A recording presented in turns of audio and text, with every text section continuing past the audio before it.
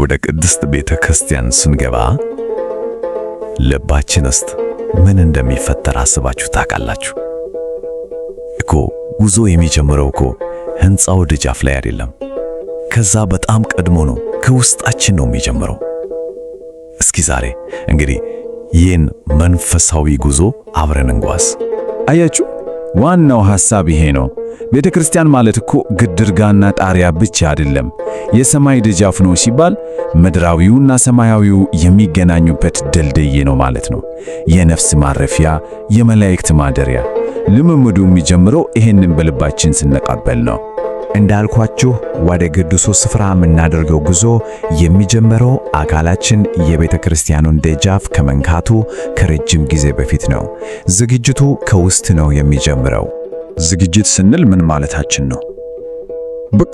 በቀላሉ ራሳችንን በሐሳብና በመንፈስ ማሰናዳት ማለት ነው።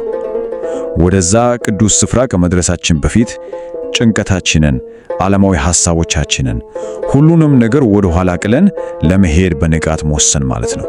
እዚህ ጋር የምናደርጋቸው ነገሮች ቀላል ሊመስሉ ይችላሉ፣ ግን በጣም ጥልቅ ምሳሌያዊ ትርጉም አላቸው። ልክ ሙሴ የቆመባት ስፍራ የተቀደሰች ናትና ጫማህን አውልቅ እንደተባለው ጫማችንን ስናውልቅ ከዓለማዊው ነገር ራሳችንን እየለየን ነው። ነጩን ልብስ ስንለብስ ደግሞ የንጽህና ምልክት ብቻ አይደለም፣ በፈጣሪ ፊት ሁላችንም እኩል መሆናችንን የምናሳይበት የትህትና ምልክትም ነው። ስለዚህ እነዚህ ድርጊቶች አካላዊ ብቻ ሳይሆኑ ለፈጣሪ ያለንን ፍጹም መገዛትና አክብሮት የምንገልጽባቸው መንፈሳዊ መንገዶች ናቸው። እሺ፣ አሁን በሩን አልፈን ወደ ውስጥ ገብተናል። እዚህ ያለው ድባብ ከውጭው ዓለም ፈጽሞ የተለየ ነው። የራሱ የሆነ ድምፅ አለው።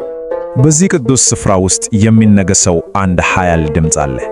እርሱም ጸጥታ ነው። እስቲ ለአንድ አፍታ ዝም ብለን እናስበው። ጸጥታ። ይህ በጣም የሚገርም ነጥብ ነው። በቤተ መቅደስ ውስጥ ያለው ጸጥታ ዝም ብሎ ባዶ ነገር አይደለም። በፍጹም ይልቁንስ መለኮታዊ ኃይል የሚሰማበት፣ የእግዚአብሔር ድምፅ የሚሰማበት ልዩ ጸጥታ ነው። ጥልቅ ህልውና ነው። እና በቤተ መቅደስ ውስጥ የሚሰማው ድምፅ ከውጭው ዓለም ፈጽሞ የተለየ ነው። ትኩረቱ በሙሉ ወደ ውስጥ ነው። የሚሰማው የራሳችን የልብ ምት ነው፣ የነፍሳችን ልመና ነው። የውጭው ዓለም ጫጫታና ትኩረት የሚሰረቁ ነገሮች እዚህ ቦታ የላቸውም። አንዳንድ ጊዜ በቤተ ክርስቲያን ውስጥ ያሉ ሕግጋትና ሥርዓቶች እንደ እገዳ ሊታዩ ይችላሉ፣ ግን እውነተኛ ትርጉማቸው ክብርና አክብሮትን ለመግለጽ ነው። ታውቃላችሁ፣ ሥርዓትን መጠበቅ ማለት የሆነ ነገር መከልከል ማለት አይደለም። ለቦታው የተቀደሰ ባህሪ ዋጋ መስጠት መጠበቅ ማለት ነው። የቦታውን ቅድስና ለመጠበቅ የሚደረግ የጋራ ጥረት ነው። ይህ የአባቶች ቃል የሁላችንም የጋራ ኃላፊነት መሆኑን ያስታውሰናል። የቤተ መቅደሱን ክብርና ቅድስና መጠበቅ የእያንዳንዱ ምዕመን ድርሻ ነው። እንግዲህ ከዚህ ሁሉ ቅዱስ ልምድ በኋላ ወደ ዓለም ስንመለስ ምን ይዘን ነው የምንወጣው? እስኪ የመጨረሻውን ክፍል እንይ። አዎ፣ በቅዱሱ ስፍራ ያሳለፍነው እያንዳንዱ ግዝበት በነፍሳችን ላይ የማይጠፋ አሻራ ይተዋል። ተለውጠንና ታድሰን ነው የምንወጣው። የገባነው ሰው ሆነን አንወጣም።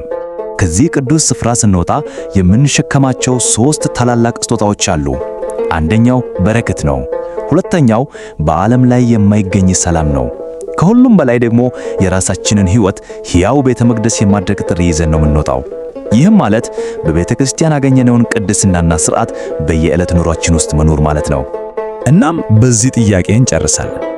በቤተ መቅደስ ውስጥ ያገኘነውን ሰላምና ጸጥታ ከግድግዳው ውጭ ወዳለው ዓለም ወስደን በየዕለት ኑሯችን ውስጥ እንዴት ልናንጸባርቀው እንችላለን?